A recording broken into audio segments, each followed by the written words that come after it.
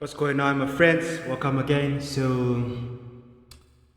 In the previous video, we spoke about sorting this greedy algorithm with regards to this approach, and I made it very clear that this is an object with two properties. The first property is value and a weight. So basically, this is what the object looks like. You have a value and a weight. Notice that in some textbook or in some solutions, you find that this comes through as two different arrays. This you have array of weights, and you have array of values. For me, I don't really see the importance of distinguishing these two things. I think it makes more sense when they are one object. So yeah, when you're reading, you might find in some instances they have them as different objects. So yeah, I like them this way. So with that out of the way, I just want to move on to the next one, which is this dynamic approach here. So let's first talk about how this dynamic approach works. It wouldn't be particularly necessary for me to rewrite this because it's fairly straightforward, but I can just quickly run you through since it's about 10 lines of code or so. Fairly straightforward stuff. And then what's happening in here, so basically, in your dynamic paradigm, you have your recursive calls, and then if you're outside of your recursive calls, you have your base cases. So that's been said. I just call this a supermarket, but it's really the same object as this one here. I'm just gonna undo this. It's really the same object as the one that we're getting here, which has an item or value, which is this thing here. So that's what it looks like. As you can see, we passed it here, and right now we are passing it to this one here, which is this one. So this is the array of those objects, and what you do is we first check if we have any item. If we don't have any item, if we don't have any item, this should be less than 1, right? Because less than 0 is perfect. So that's what's happening. So excuse the noise in the background, guys. I'm actually recording next to the train station, so that's where it's coming from.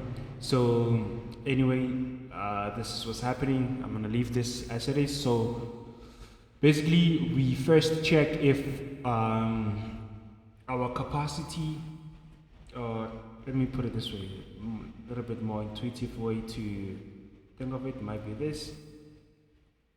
It's really the same thing. But basically what we're saying here is if the weight of the current item, well, the item that we are considering, remember in this case we're not sorting them, so it's different from the greedy. We just take them as they come. So the first thing, if this first item's weight is less than the capacity, then we consider taking it. We consider throwing it into the sec, and by throwing it into the sec, we say the item that we're taking must be of the value, and then it's this value, and once we take this value, we consider what will be the consequence of that. So if we've taken this value, then we need to slice our array. So that means we're taking from the first item up to the last. That's what slice function do.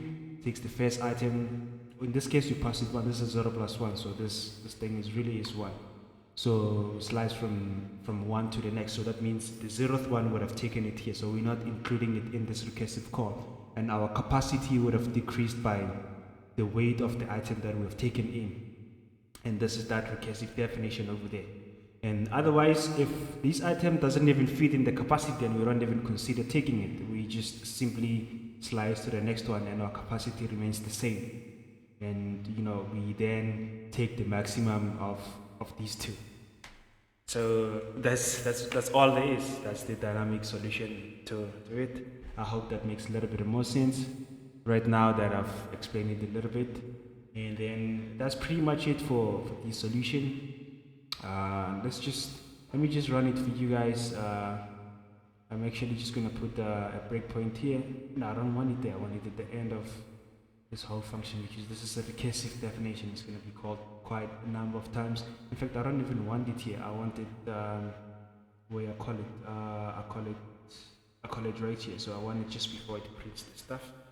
So this is, like I said, these are my options. You know, I can change this however I want. Let's just change this, make it 120, 129. Which one? Change this 401. Change this is very big. Let's change this. Yeah. So basically, just pass it some random values there, sort of random values, and then that's pretty much it. I mean, and we should be getting the same values for all these functions, because I'm passing them the same object, and they have the same capacity of 1000. So let's run this now and see what happens. And then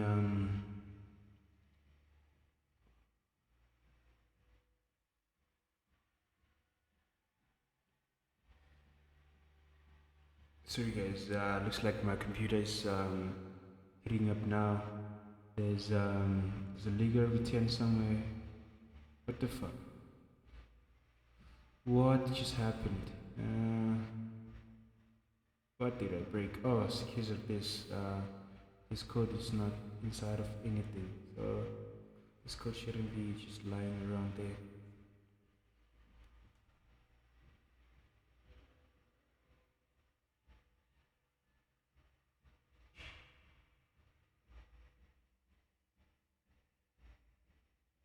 So it hasn't gotten here yet for some reason. There you go. So I only got here. So this one, you see, the greedy one had the capacity of 100, and these are the options that I gave it. You know, this list of items here. And now let's see what it gives us. So did that in 1 second, really 1 millisecond, and now this one finished. The knapsack did it in a little bit longer time. So let's see what's the solution for that. We're gonna write it. So this took a significantly long time. So 6 seconds. Okay, that is a fucking long time. But other than that, they came up with the same solutions. So let me just continue this, and then as you can see, you know, these two are still a little bit faster. This took 6 seconds. This took like 1 millisecond. So that's it for the solution, and then we'll carry on with the memo, writing the memo for the solution. Does provide the correct value. Now we're just looking to cut down this time, and it's going to be cut down to this value. No, not that one, but this one here. So yeah, there's a significant difference between these two, clearly. So that's what we're going to be looking at in the next session. We're going to be looking how to put a memo or cache within this dynamic solution. So that's it, my friends. I'll see you in the next one. Until then, have a good one and happy coding.